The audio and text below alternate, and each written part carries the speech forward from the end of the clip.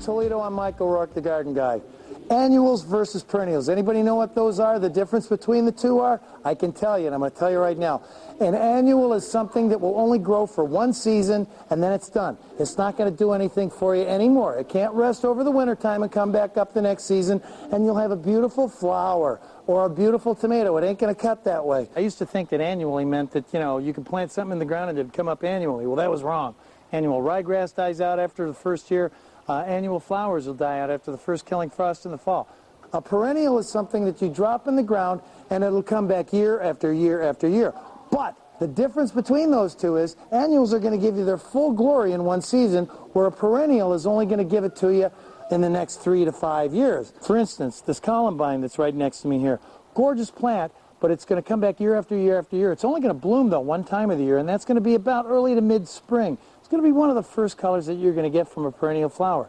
The difference between a perennial and an annual, more so than, let's say, it just lasting 1 year or year after year, is that a perennial flower will not bloom constantly, with the exception of a few. Sure, you're going to reap the benefit of, let's say, a pretty well-established perennial flower, like, let's say, a Shasta daisy. That sucker's going to start, and it's going to come up, and it's going to give you a couple flowers here and there.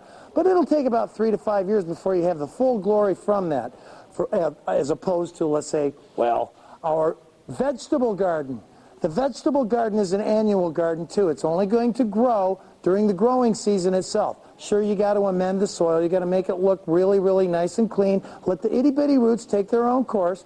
But the annual vegetables, for instance, the tomatoes, the peppers, things of that nature are going to flourish for you for the season, but when the days get shorter, they're going to stop. And then they're going to die after the first killing frost. Another annual is an annual flower. Let's say, for instance, the marigolds, the impatiens, the begonias. Those suckers are going to look gorgeous all season long, but I'll give you a couple of hints on those things. Follow me. Annual flowers, again, there's something that are going to continue to bloom for you throughout the entire growing season.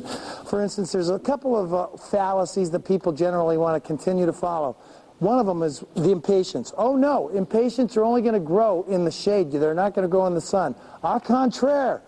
An impatient will grow quite well in the full direct sunlight, provided you give it what it doesn't necessarily have. Usually that's moisture, but usually those of us who, have lives, we have to go out and work, we have to come back and do other things. We don't have time to go out there during the middle of the day and give them a good strong drink. So my trick here is make sure that on any of the impatiens or any of the marigolds or any of the annuals themselves, you get yourself a liquid fertilizer or a water-soluble fertilizer. 1 tablespoon per gallon of water. You saturate the bejesus out of these things. Do it once a week for at least 3 weeks. Do it in the early evening hour. Don't do it in the middle of the day. You do it in the middle of the day, you're going to get what they call a phytotoxic reaction, a sunburn.